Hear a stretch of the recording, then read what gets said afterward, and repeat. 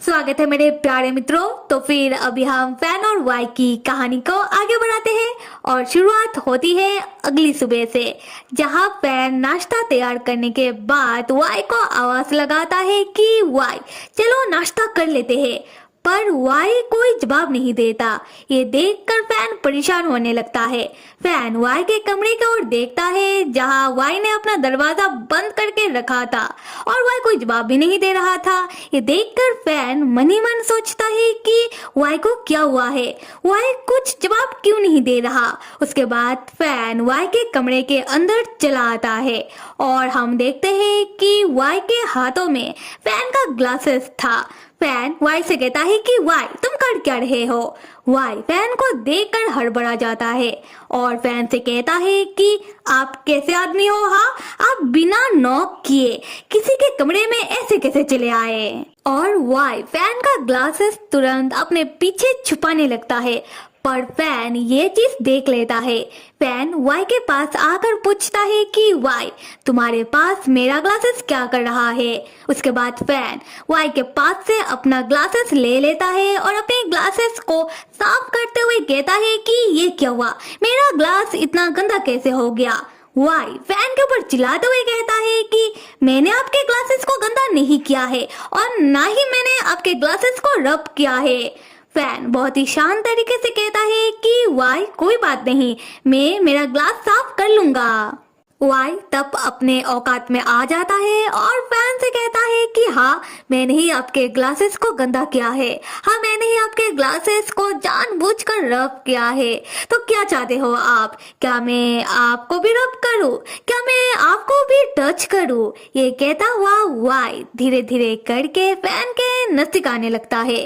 Fan तब पीछे हटता हुआ वाई से पूछता है कि वाई ये तुम क्या कह रहे हो, पर वाई नहीं रुकता। वाई फैन के नजदीक चला रहा था और फैन वाई से हटता हुआ पीछे जा रहा था, जिससे फैन जाकर दीवार से लग जाता है और वाई भी अपने दोनों हाथों से फैन को दीवार के ओर ही रोक लेता है और फैन से गुस्से में कहता है कि मिस्टर फैन आप मुझे एक बात सच सच बताइए, क्या आप सच में इतने भोले हो कि आप मेरी बातों को समझ नहीं पा रहे हो, या फिर आप बस मेरे सामने भोले होने का नाटक कर रहे हो। पर फैन भाई साहब हमेशा की तरह वाई की बातें समझ नहीं पाता और मन ही मन सोचने लगता है कि वाई क्या करने की कोशिश कर रहा है।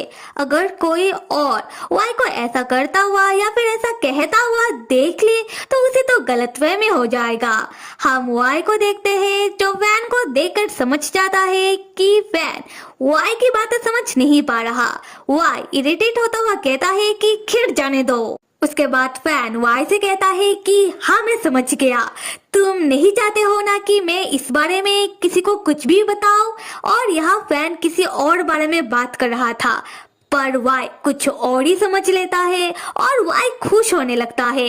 वाई खुश होता हुआ फैन से कहता है कि अच्छा तो अभी हम चलते हैं अपने काम पर, उसके बाद हम दोनों एक साथ लंच करेंगे। यहाँ से होता है सीन शिफ्ट और हमें दिखाया जाता है फिल्म का स्टूडियो, जहाँ हम देखते हैं कि फैन स्टूडियो के बाहर कार में बैठकर फिल्म की बाकी स्क्रिप्ट को पढ़ रहा था। उसी वक्त कार के बाहर एक हैंडसम सा आदमी आता है और वो आदमी कार के खिड़की को खटखटाते हुए फैन का नाम लेता है कि फैन।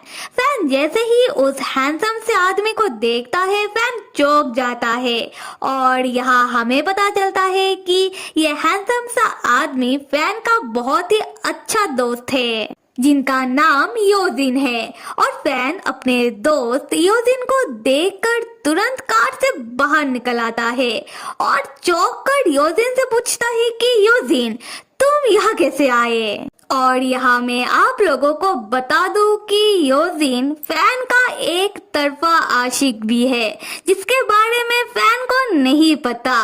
खैर योजिन फैन से पूछने लगता है कि फैन तुमने तो कहा था कि तुम बाहर घूमने के लिए गए हो, पर ये मैं क्या देख रहा हूँ, तुम तो अभी भी यही हो। फैन अगर तुम्हें मुझसे मिला नहीं था तो तुम मुझे बता देते कि तुम्हें मुझसे मिला नहीं है, तुमने मुझसे झूठ क्यों कहा। फैन योजिन को समझाने लगता है कि नहीं योजिन, तुम मुझे गलत समझ रहे हो, तुम मुझे माफ कर दो, पर मैं सच में बाहर घूमने जाने वाला था, पर उससे पहले फिल्म के क्रू वालों ने मुझे काम के लिए बुला लिया, इसलिए मैं घूमने नहीं जा पाया। योजिन तब अपना उंगली अपने लिप्स में रखते हुए फैन से कहता है कि शांत हो जाओ फैन, मुझे पता है कि तुम झूठ नहीं कहते हो। फैन कहता है कि हाँ, और एक बात तो बताओ योजिन, तुम्हें कैसे पता कि मैं तुम्हें इस फिल्म के सेट में मिलूंगा। योजिन तब अपना हाथ फैन के बाजू में रखता है और धीरे धीरे करके अपने हाथ को फैन के गर्दन तक लेकर आता है और अपने उंगलियों से फैन के गर्दन को सहलाने लगता है। और यहाँ हम साफ साफ देख पा रहे हैं कि योजिन को ऐसा करते हुए बहुत ही अच्छा लग रहा है। खैर योजिन फैन को बताता है कि मेरा एक दोस्त इसी फिल्म के सेट पर काम करता है और उसने मुझे बताया कि उसने पहले के हिट फिल्म के स्टार को देखा है जो अभी फिल्म वगैरह नहीं करता, और तभी मैं समझ गया कि वो तुम्हारे बारे में बात कर रहा था फैन, और मुझे तुमसे मिलना था, इसलिए मैं तुमसे मिलने के लिए यहाँ चला आया। क्या मैंने कुछ गलत किया? फैन भोले तरीके से योजिन से कहता है कि योजिन तुमने बिल्कुल सही किया। उसके बाद फैन खुश होता हुआ योजिन को बताने लगता है कि योजिन मेरा एक छोटा भाई है जो नया एक्टर है और मैं यहाँ उसे ही गाइड करने के लिए आया हूँ। मैं मेरे छोटे भाई का एक्टिंग टीचर हूँ। और ये बताता हुआ फैन बहुत ही खुश हो रहा था। दूसरी तरफ हम योजिन को देखते हैं जो ये जानकर चौंक जाता है। फिर योजिन अपने मुंह में एक जबरदस्ती का स्माइल करते हुए फैन से पूछता है कि क्या तुम्हारा छोटा भाई? पर मुझे तुम्हारे छोटे भाई के बारे में क्यों नहीं पता? फिर योजिन कहता है कि खैर कोई बात नहीं। और फैन हम दोनों इतने दिनों बाद मिल रहे हैं और पास में ही एक नया बार खुला है, तो क्या हम दोनों वहाँ अभी ड्रिंक करने के लिए चले? और यहाँ हम देख पाते हैं कि योजिन फैन से बात करते करते फैन के बहुत ही नजदीक आ जाता है और फैन की बदन की खुशबू वो सूंघने लगता है, पर फैन को इस बारे में पता नहीं चलता। उसी वक्त फिल्म के सेट का एक क्रू मेंबर फैन को बुलाता हुआ वहां चला आता है और ठीक फैन और योजिन के बीच में आकर फैन से कहने लगता है कि टीचर फैन, आप यहाँ क्या कर रहे हो? आपको यंग मास्टर वाई बुला रहे हैं, आप जाकर उन्हें स्क्रिप्ट समझाइए। फैन तब योजिन को बाय कहते हुए स्टूडियो के अंदर जाने लगता है और फैन योजिन से ये भी कहता है कि योजिन तुम मुझे माफ कर दो, हम पक्का अगली बार ड्रिंक करने के लिए चलेंगे, और अभी मुझे काम है तो मुझे काम पर जाना होगा। हम योजिन को देखते हैं जो फैन को जाता हुआ देखकर उसका मुंह उतर जाता है। फिर योजिन भी फैन के पीछे पीछे फिल्म के स्टूडियो के अंदर जाने लगता है।